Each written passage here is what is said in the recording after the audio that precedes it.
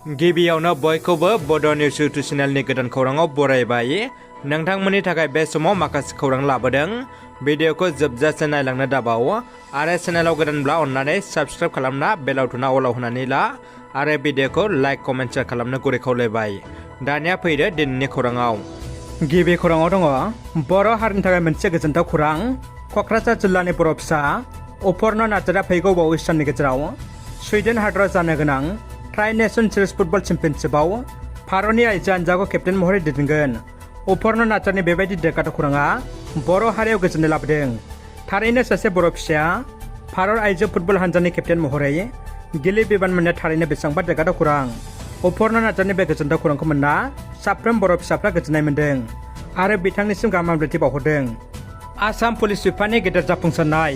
आसाम पुलिसा 1 कौटि रांनि ड्राग्स हमनो हादों।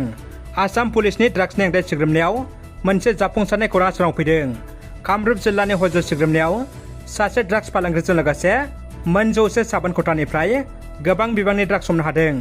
बे ड्राग्सनि मुलुगनां बाजारनि बेसेनखौ 1 कौटि रां होननानै मिथिनो हादों। जोबोद दुखुनि खौरां।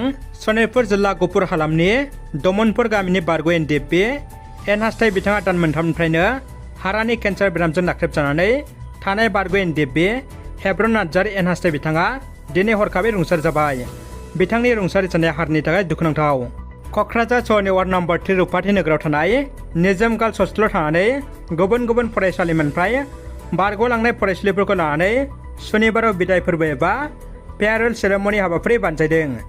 निजोम गार्लस हस्टेलनि गाहाय सामलायगिरि बिरहां बसुमतारिनि मासि सामलायनायाव खुंफुंनाय बिदाय फोरबो हाबाफारियाव निजोम गार्लस हस्टेलनि गुबुन गुबुन फरायसालिमाफ्राव सोलोंथाइ लागासिनो थानाय फरायसालिफ्रा बाहागो लायो। निजोम गार्लस हस्टेलनि गाहाय सामलायगिरिखौ जेब्लाबो नीति आदर्श आरो फरायसा फरायसुलिफोरजों जेब्लाबो मोजां आखुथाय दिन्थियो, जेब्लाबो खौरां लाबाय थायो होनना फरायसुलिफ्रा मिथिहोदों। गुबुन मोनसे खौराङाव थांनायनि सिगाङावनो आंनिफ्राय नोंथांमोननिसिम गुरै खावलायनाय, नोंथांमोना आंनि गुबुन मोनसे इउटुब चेनेल सानबोलावरि इउटुब चेनेलखौ अननानै साबस्क्राइब खालाम। आङो बे चेनेलाव बुहुमनि बायदिसिना गोमोथाव खौरांफोरनि भिडिअ लाबोयो। अन्नानै नोंथांमोना साबस्क्राइब खालामनो दाबाव। भिडिअनि डिसक्रिपसनाव लिंक दङ, बिदिब्ला थांनानै नोंथांमोना साबस्क्राइब खालामहैदो। मिरु लाइमोन गांखं इउपिपिएलआ दिनै सम जिउ आरो खन्थाइ बिजाबनि थाखाय साहित्य एकाडेमि लाइमोन बान्था 2023 मोनगिरि मुंख्लं प्रधाना दैमारिनि फिसाजो थरायना माइनावस्रि दैमारिखौ फानेरे उदालगुरि बिथांनि आंगो न'आव थांनानै बरायनायजों लोगोसे मान बावहैयो। सरकारनिफ्राय हेफाजाब मोनाखै खाथ्रिबारि गामिनि रायजो राजाफ्रा गावसोरनि गामिनि दालांखौ गावसोरनो फाहामदों। गामि गंसेयावनो गासै गंब्रै दालांबो नोरजाजोब। गामियाव डिलिभारि जाब्लाबो लांनो गोबां जेंना जायो। दानि इउपिपिएल सरकार आरो आगुनि बिफो खुंथायनि समावबो नायफिनजायासै। गसाइगाव महकुमानि सिङाव थानाय खाथ्रिबारि गामिनि रायजो राजाफ्रा गावसोरनि गामिनि गोबाय बेला जिल्ला जानानै गोदोसोना थानाय गंब्रै दालांखौ गावसोरनो गामिनि रायजो राजाफ्रा लैहोर लैहोर ओंखारना फाहामदों। फाहामनायजों लोगोसे खौरांनि गेजेरजों बिथांमोना दुखु मोननायखौ फोरमायदों। लोगोसे दानि खुंथाय गोहोआव थानाय प्रमद बर'नि सरकारनिसिम गावसोरनि गामिनि जेंनाखौ बोस्रांना होनो खावलायहरदों।